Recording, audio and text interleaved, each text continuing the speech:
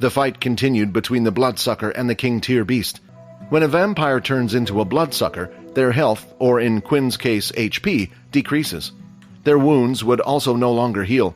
It was a starved state for vampires, a mode that allowed them to grow stronger to consume blood, but also acted as a double-edged sword. However, slowly one of them was starting to get an edge, and it looked like it was the Bloodsucker. Quinn planned to inch closer and closer and try to get behind the King Tier beast. Running forward and around the two, he wanted to get behind the fight. As he took a step to the side, suddenly, a large claw-like fist came out towards him. The fist was briefly stopped by the shadow, and when he looked at where it had come from, it was from the Bloodsucker. It could sense where I was even with the shadow cloak on, Quinn thought. Luckily, I already thought that something like this might happen and prepared my shadow just in case. Quinn quickly stepped back and went to his position before. It looked like Fex really could no longer differentiate between friend and foe. For now, Quinn's MC points had reached 0. 0 of 100 MC. The only thing was, now the others could see him as well. "Quinn, what are you doing? Leave it to the two monsters," Vorden said from above. The beast had done the same, as last time after its arm had been ripped out. It wanted to take a few steps back and start to recover, but the Bloodsucker wasn't going to let it go. When the beast dashed backwards, the Bloodsucker chased it. With a swipe to its chest, the red roots were split open, and the black blood squirted out once again. Obsessed with getting the quest reward for killing the thing, Quinn dashed forward.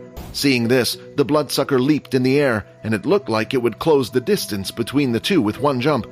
The others expected Quinn to attempt to dodge, but instead, he started to go through the motion of the hammer strike, timing everything perfectly when the Bloodsucker jumped. Just when it was about to land, Quinn performed a flash step. Avoiding the attack, he appeared in front of the King Tier beast. "Bloodhammer!" The beast was already weak, and using all the strength he could, he snapped back his arm and with the punch, released the power of the level 2 blood spray, performing a bloodhammer. Carefully, Quinn had hit the same spot where the Bloodsucker had clawed out the roots, protecting its upper body. Unlike before, the attack seemed to go through. Quest completed. Defeat the King Tier beast. Looking at Fex, a large, thick blue spirit spear was stuck inside the Bloodsucker. "Quinn, I can't produce another one like that. Finish him now if you can." A voice was heard shouting from down the street.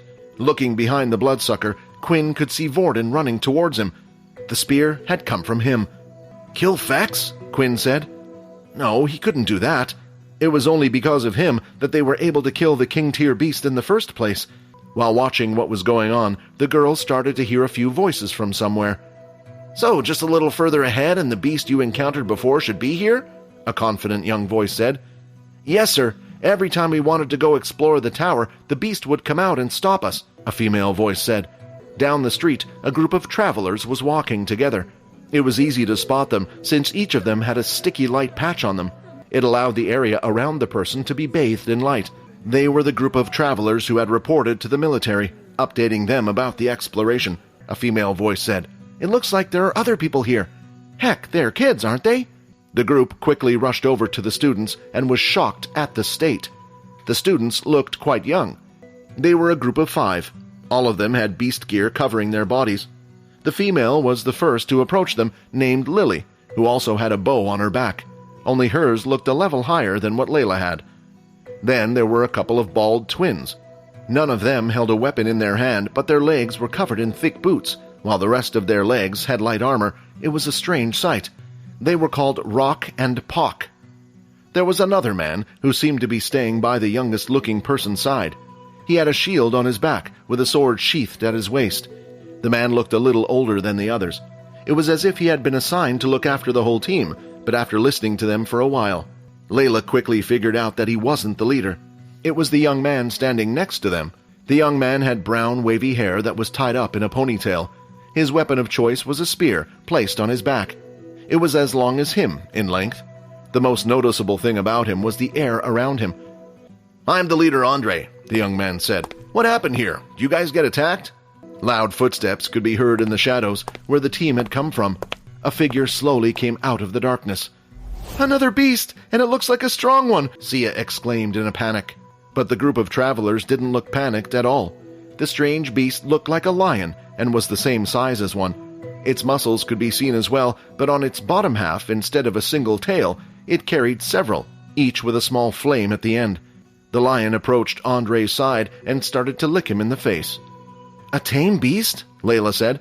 "That's right," Lily replied.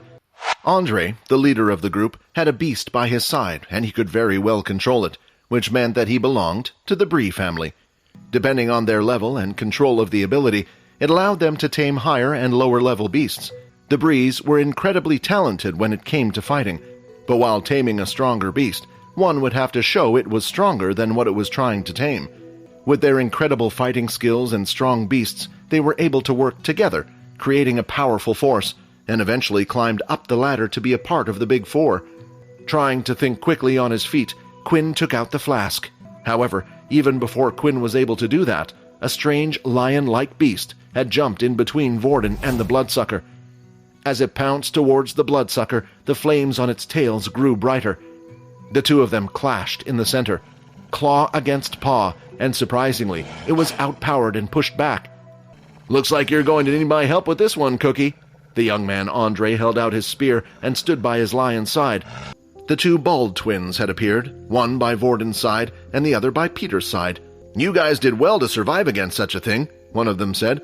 "But you can now leave it to us," the other said, ending the first one's sentence. The twins were insistent, and before they could even reply, they were already trying to pull both Vorden and Peter out of the fighting area. The two boys were taken out of the area, and now Andre and Andy felt like they could fight with no worry. "It looks like this beast has some level of intelligence," Andre said as he jumped up onto Andy's shoulder, before running on top of his shield and jumping right on the edge towards the beast. From the side, Cookie, the lion beast, pounced once again. The flames this time on its tail were, even more, brighter than before, and when they clashed, neither one of them fell back. The Bloodsucker seemed to be slightly stronger, but Andre wanted it held there for a moment. As he thrust his spear forward, he was able to hit the creature right between the ribs. Fex began to scream in pain as the pointy object was jammed into him. "Get away from my friend!" A strange robotic and deep voice was heard. As the group turned to look at the speaker, all they could see was a human figure dressed in a black suit, wearing a demon mask that was covering its bottom jaw, while its eyes were white and shaped like a demon. During the fight with the King-tier beast, he hadn't done this because they needed Fex in his Bloodsucker form.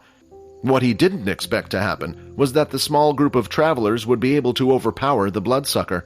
After seeing him get stabbed in the ribs and howling in pain, Quinn had enough. Before jumping in to help Fex, Quinn had made the quick decision to put all of his points into the charm stat. 22 charm points. This unlocked the next tier in his charm, and Quinn could tell that it would be different when he used it next. With no time to lose, Quinn needed to reveal himself from the shadows, targeting his blood swipe at the leader, Andre. "Why did you attack me? We're trying to get rid of this beast," Andre said, annoyed at the strange figure. Looking at Andre's fight against Fex, Quinn could tell he was strong.